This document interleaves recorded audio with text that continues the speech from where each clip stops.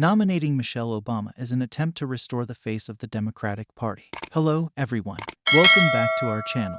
Today, we embark on a journey through the remarkable life of an extraordinary woman, Michelle Obama. Will Michelle Obama complete what Biden started? Do the American people have a different opinion?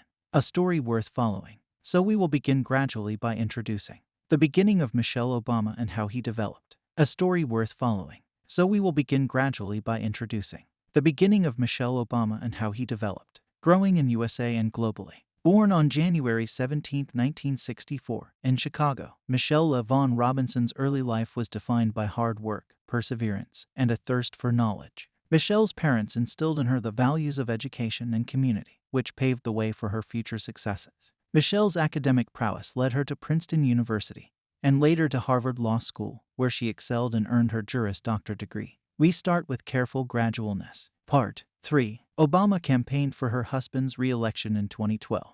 Beginning in 2011, Obama became more politically active than she had been since the 2008 election, though avoided discussions about the re-election bid. By the time of the election cycle, she had developed a more open public image. Some commentators viewed her as the most popular member of the Obama administration, noting that her poll approval numbers had not dropped below 60% since she entered the White House. An Obama senior campaign official said she was the most popular political figure in America. The positive assessment was reasoned to have contributed to her active role in the re-election campaign, but it was noted that the challenge for the Obama campaign was to use her without tarnishing her popularity. Obama was considered a polarizing figure, having aroused both sharp enmity and deep loyalty from Americans. But she was also seen as having improved her image since 2008 when her husband first ran for the presidency. Isabel Wilkinson of the Daily Beast said Obama's fashion style changed over the course of the campaign to be sensitive and economical. Prior to the first debate of the election cycle, Obama expressed confidence in her husband's debating skills. He was later criticized for appearing detached and for looking down when addressing Romney. Consensus among uncommitted voters was that the latter had won the debate. After Obama's speech at the 2012 Democratic National Convention, the First Lady was found through a CBS News. New York Times poll conducted in September to have a 61% favorably rating with registered voters, the highest percentage she had polled since April 2009. Obama aimed to humanize her husband by relating stories about him, attempting to appeal to female voters in swing states. Paul Harris of The Guardian said the same tactic was being used by Ann Romney, wife of 2012 Republican candidate Mitt Romney. Polls in October showed their husbands tied at 47% for the female vote. However, Michelle Obama's favorability ratings remain higher than Ann Romney's at 69% to 52%.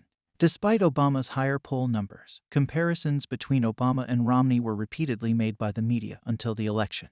But, as Michelle Cottle of Newsweek wrote, nobody votes for First Lady. Obama advocated for her husband's policy priorities by promoting bills that support it.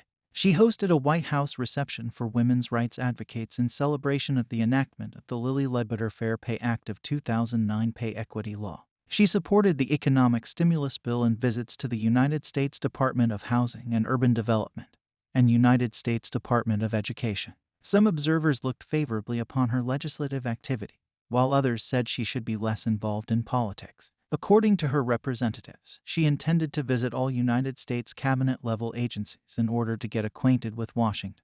On June 5, 2009, the White House announced that Michelle Obama was replacing her then Chief of Staff, Jackie Norris, with Susan Scher, a longtime friend and advisor. Norris became a senior advisor to the Corporation for National and Community Service. Another key aide, Spelman College alumna Kristen Jarvis, served from 2008 until 2015, when she left to become Chief of Staff to the Ford Foundation President Darren Walker. In 2009, Obama was named Barbara Walters' Most Fascinating Person of the Year. In her memoir, Becoming, Obama describes her 4 primary initiatives as First Lady: Let's Move, Reach Higher, Let Girls Learn, and Joining Forces. Some initiatives of First Lady Michelle Obama included advocating on behalf of military family, helping working women balance career and family, encouraging national service, and promoting the arts and arts education.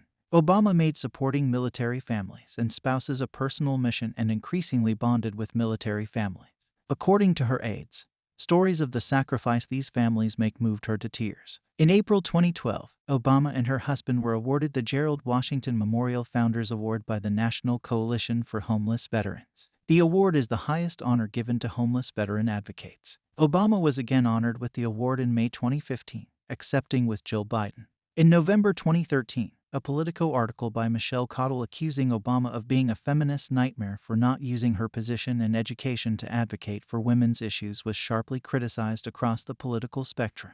Cottle quoted Linda Hirschman saying of Obama's trendy styles, promotion of gardening and healthy eating, and support of military families that she essentially became the English lady of the manor, Tory party, circa 1830s. A prominent critic of Cottle was MSNBC host Melissa Harris Perry, who rhetorically asked, "Are you serious?" Supporters of Obama note that the First Lady had been one of the only people in the administration to address obesity through promoting good eating habits, which is one of the leading U.S. public health crises.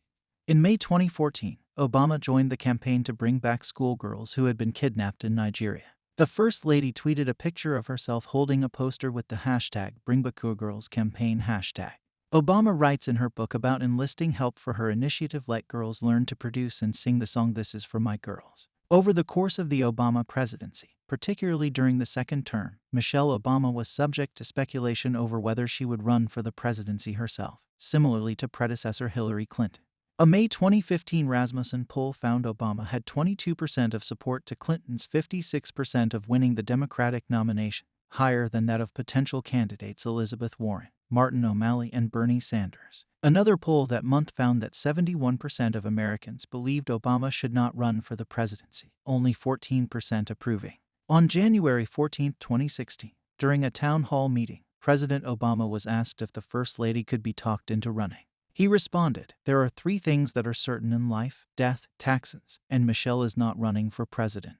That I can tell you." On March 16, 2016, while speaking in Austin, Texas, Obama denied that she would ever run for the office, citing a desire to impact as many people as possible in an unbiased way. In the epilogue to Becoming, Obama writes, "I have no intention of running for office, ever. Recognizing that politics can be a means for positive change, but this arena is just not for me." Obama's predecessors Hillary Clinton and Laura Bush supported the organic movement by instructing the White House kitchens to buy organic food. Obama extended their support of healthy eating by planting the White House Kitchen Garden, an organic garden, the first White House vegetable garden since Eleanor Roosevelt served as First Lady. She also had beehives installed on the south lawn of the White House. The garden supplied organic produce and honey for the meals of the First Family and for state dinners and other official gatherings. In January 2010, Obama undertook her first lead role in an administration-wide initiative, which she named Let's Move, to make progress in reversing the 21st century trend of childhood obesity. On February 9, 2010, the First Lady announced Let's Move, and President Barack Obama created the Task Force on Childhood Obesity to review all current programs and create a national plan for change. Michelle Obama said her goal was to make this effort her legacy. "I want to leave something behind that we can say, because of this time that this person spent here, this thing has changed. And my hope is that that's going to be in the area of childhood obesity." Her 2012 book American Grown, the story of the White House Kitchen Garden and gardens across America, is based on her experiences with the garden and promotes healthy eating. Her call for action on healthy eating was repeated by the United States Department of Defense, which has been facing an ever-expanding problem of obesity among recruits. Several Republicans have critiqued or lampooned Obama's initiative. In October 2014, Senator Rand Paul linked to Michelle Obama's Twitter account when announcing on the website that he was going to Dunkin' Donuts. In January 2016, Chris Christie, Republican governor of New Jersey and presidential candidate, criticized the First Lady's involvement with healthy eating while he was campaigning in Iowa, arguing that she was using the government to exercise her views on eating. Obama had previously cited Christie as an example of an adult who struggled with obesity, a demographic she sought to diminish by targeting children since Let's Move was working with kids when they're young, so that they don't have these direct challenges when they get older. In February, Senator Ted Cruz said he would end Obama's health policy and return French fries to school cafeterias if his wife was First Lady. In the 2008 U.S. presidential campaign, Obama boasted to gay Democratic groups of her husband's record on LGBT rights, his support of the Illinois Human Rights Act, the Illinois Gender Violence Act, the Employment Non-Discrimination Act, repealing the Don't Ask, Don't Tell policy, and full repeal of the Defense of Marriage Act. Civil unions, along with hate crimes protection for sexual orientation and gender identity, and renewed effort to fight HIV and AIDS. They have both opposed amendments proposed to ban same-sex marriage in the federal, California, and Florida constitutions. She said the U.S. Supreme Court delivered justice in the Lawrence v. Texas case and drew a connection between the struggles for gay rights and civil rights by saying, "We are all only here because of those who marched and bled and died, from Selma to Stonewall, in the pursuit of a more perfect union."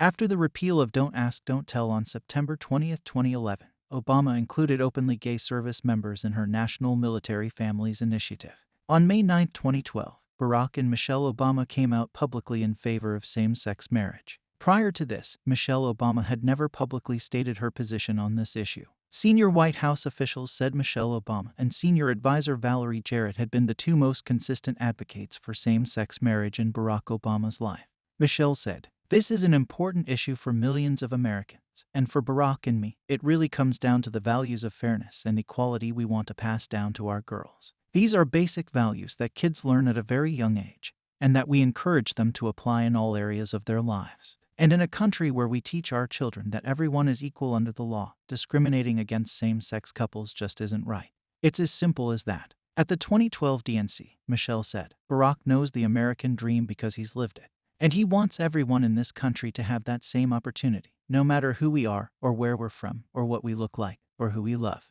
In May 2009, Obama delivered the commencement speech at a graduating ceremony at UC Merced in Merced County, California, the address being praised afterward by students who found her relatable. Kevin Fagan of the San Francisco Chronicle wrote that there was chemistry between Obama and the students. In August 2013, Obama attended the 50th anniversary ceremony for the March on Washington at the Lincoln Memorial. Positive attention was brought to Obama's attire, a black sleeveless dress with red flowers, designed by Tracy Reese. Reese reacted by releasing a public statement that she was honored the First Lady would choose to wear one of our designs during the celebration of such a deeply significant historical moment.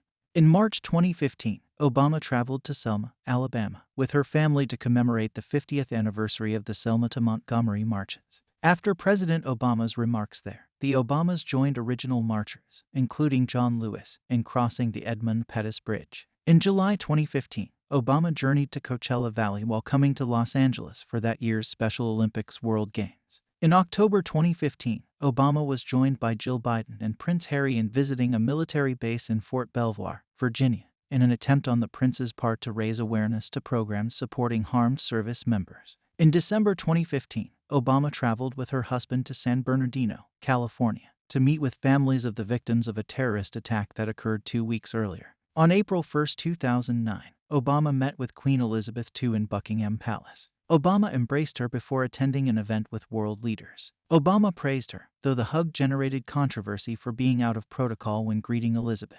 In April 2010, Obama traveled to Mexico, her first solo visit to a nation.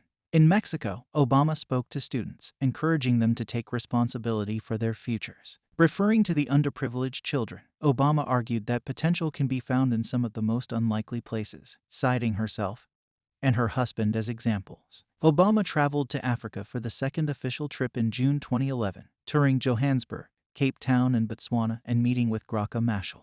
Obama was also involved with community events in the foreign countries. It was commented by White House staff that her trip to Africa would advance the foreign policy of her husband. In March 2014, Obama visited China along with her two daughters Malia and Sasha, and her mother Marian Robinson.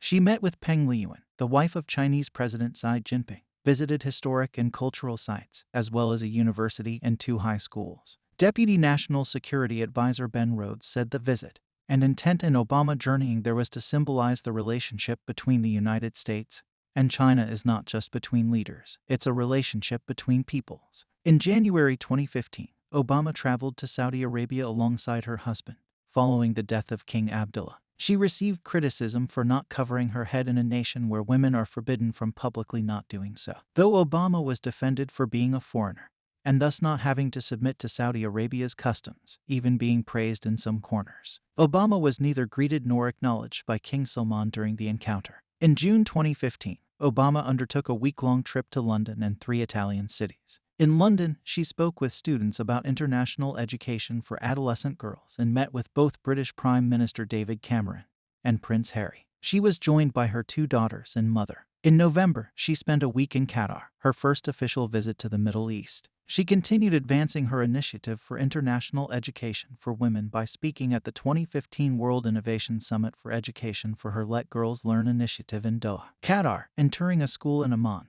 Jordan, where she met with female students. During the Qatar trip, Obama had intended to visit Jordan as well, but the trip was canceled due to weather conditions.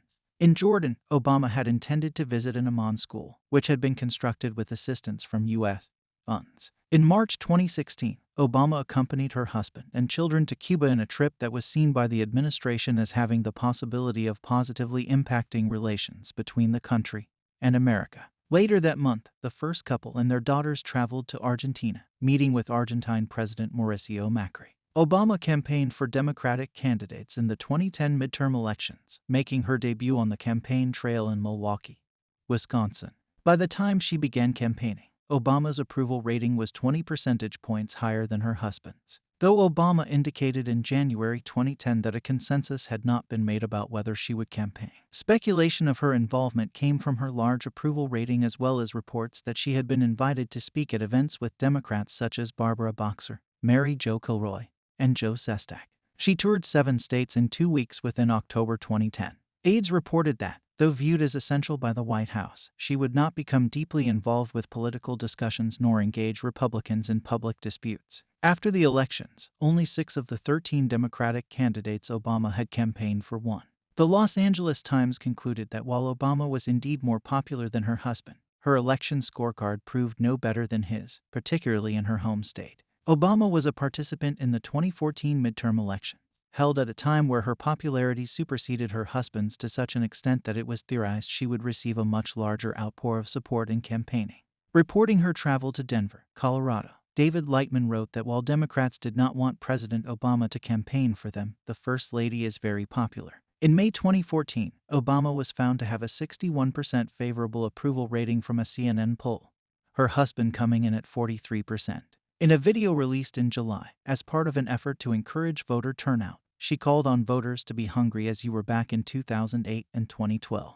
Obama appeared at a fundraiser in Georgia in September for Democratic Senate candidate Michelle Nunn. Obama's approach to campaigning in Georgia strayed from discussing current events and instead broadly stressed the importance of registering to vote and turning out during the elections.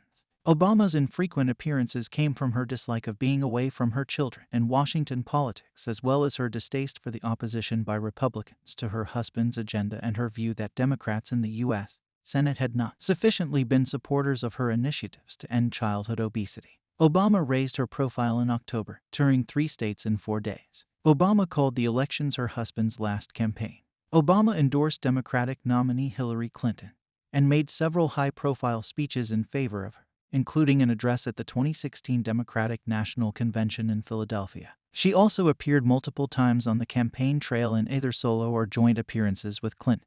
On October 13, 2016, Obama heavily criticized Republican presidential nominee Donald Trump for the statements he made in a 2005 audio recording while at a Clinton rally in Manchester, New Hampshire. A week later, Trump attempted to revive past comments Obama made in regards to Clinton during the 2008 presidential election. I stop at this point today. Soon we will publish Part 4.